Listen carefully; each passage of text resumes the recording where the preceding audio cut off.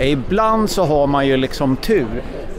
Det här är en Nissan R390 som kördes på Le Mans 1998. Och ja, alltså ni ser ju själva, det är ju en bil som man skulle dö för att ha vilken dag som helst. Det här är lite mer så. Det här är en riktig Le Mans-bil i GT-klassen. Le Mans-prototyp. Men den är gatlegal. Och han som äger den, han äger den för att han körde den här bilen på Le Mans och hade i sitt kontrakt. Han hade rätt att köpa ut den småningom. Han gjorde det, har helrenoverat den och byggt om den så den går att köra på gatan. Jag vågar nog säga att det är inte många gatlegala bilar som hinner med den här. Kanske i nummer, men hur många bilar klarar 24 timmar i över 300 km i timmen? Inte många. Men det gör den här. I'm Eric Comas and this is my Le Mans car from 1998. The only R390 GT1 Le Mans street legal. Oh, wow, it's beautiful. How many of them were made for the races? For the races there was 4 cars. This is one of the 4. This one finished 5th. And there is one street version without the rear wing. So total is 5. But it is registered, so you can actually register it and drive it on the streets of Paris or London or wherever. Yeah. I have a British number plate, cherished number, which is recording Le Mans, and yes, I can use it by the street. So how did you come over this car? Did you look for this specific car, or are you a fan of Le Mans cars? I drove this car Le Mans, so that was my race car. So I had optioned the car at the time in order to one day eventually buying it back, and this is what happened last 5 years. That's fantastic. So when you drive it today, as compared to modern cars or more modern cars, because I mean it is a state-of-the-art car, would you say that it competes with the race cars of today? So just few numbers. The car weighs 1,000 kilo, and if you remove the air restrictor, is 1,000 horsepower. At Le Mans, because of the class GT1, we had the air restrictor of 35 millimeters, which reduced the power to 660. The car is in the Le Mans configuration, 660 horsepower. So obviously the numbers are talking by themselves.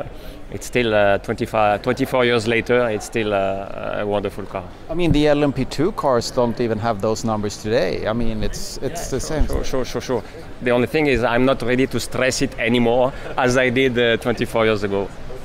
But when it comes to Nissan as a race car producer, I mean, the GTR is, I mean, that sort of turned the whole race car world, civilian race car world upside down.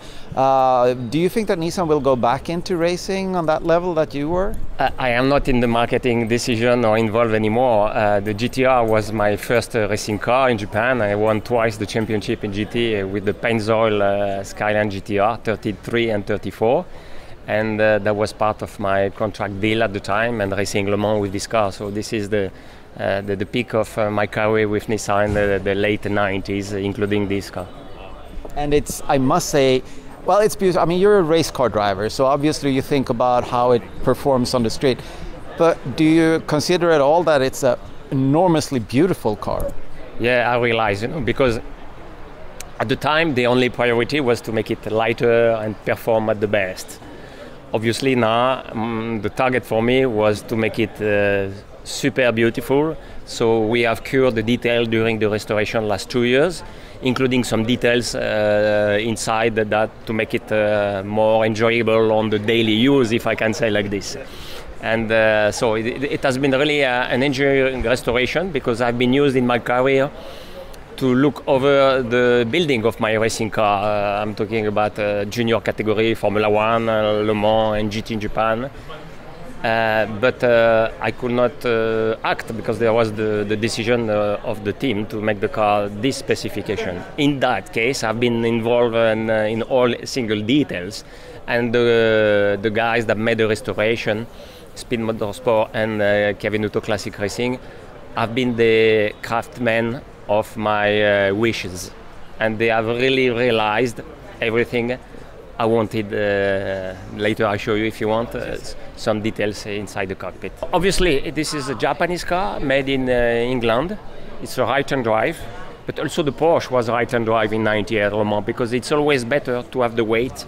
You know, Le Mans is a clockwise track, so it's always better if you have the weight inside the car, inside the corner. So right-hand drive, and this is a right-hand drive car, I show you.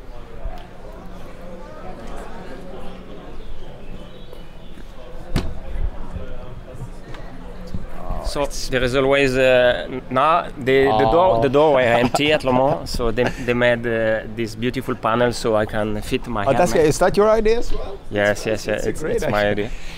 And the Alcantara was not there. You can see the details on the seat and also the roof. This looks like a real race car still. If you, I mean, the wheel and everything. You know, this is a full carbon car. The monocoque is carbon. The whole bodywork is carbon, and this is original. 95% of the car has done Le Mans. So the seat has been changed because obviously I made the position this time just for myself. The brake discs are not carbon anymore, but they are still for the street. But this is Le Mans engine, Le Mans gearbox, Le Mans chassis, Le Mans bodywork, and this is still Le Mans. All the cables here. Yeah. This is from Le Mans, including the ECU. This is Le Mans spec. The dashboard is all the switches, you know, the wipers, the rain switch, the lights, the flashings. I just added the turning light for the traffic. Right. But and the Alcantara here because of the reflection of the carbon. We already had the time a spray, which is lighter, but we made it Alcantara. Okay. But one thing about this beautiful engine. So tell me about. Is it the 6 or? This is a V8, 3.5 liters twin turbo, specially made by Nissan for motorsport. This is not a street a production car engine modified. It's been built 100% for racing purpose. It's an aluminium block. But then I have to ask you, since it's a race engine built just for this car, you have to be careful about the parts, right? It's not easy to get, you know. Yes, but you know, before Le Mans we did 5 long distance simulation of 30 hours consecutively. Then we did Le Mans. So the car was built to resist to 24 hours consecutive full power.